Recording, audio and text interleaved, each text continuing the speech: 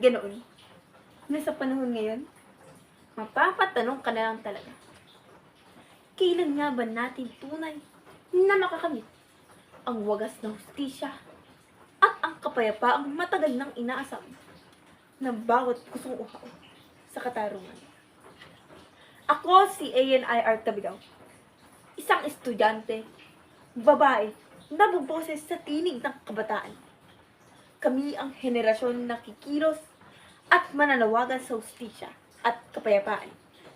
At hindi kailan may tatahimik para sa karapatan ng katarungan. Kapayapaan at hustisya.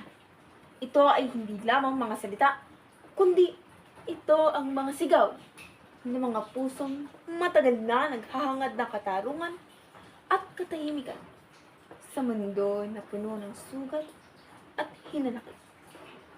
Ang tunay na kapayapaan at hustisya ay nararamdaman kung may pantay na karapatan at may pananagutan ang lahat sa bawat kilos. Hindi magkakaroon ng tunay na kapayapaan kung walang hustisya. Ang hustisya ang ugat ng kapayapaan. At ang kapayapaan ang bunga ng hustisya. Bilang mag-aaral, ako ang magiging tinig at kilos ng pagbabago. Ang boboses para sa hustisya at hakbang tungo sa kapayapaan. Kaya kabataan, halina't paglaban natin ang karapatan ng ating bayan. Pero kung usapang panlipunan, ating harapin ang katotohanan. Uusbong pa ba? Uunat pa ba ang sistema ng Pilipinas?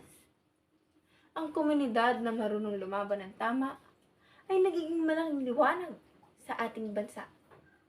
Dahil walang saysay ang kapayapaan, kung ang hustisya ay para lamang sa may kapangyarihan. Habang lumilipas ang panahon, nagiging mas masahol pa ang kalagayan ng mundo sa paglapat ng kapantayang di madaraig, ang hustisyang di makamit-kamit. Ilang henerasyon pa ba ang kailangan magsakripisyo bago magising ang bulok na sistemang ito? Kaya kababayan ko, tandaan niyo to. Walang pagbabago kung walang kikilos.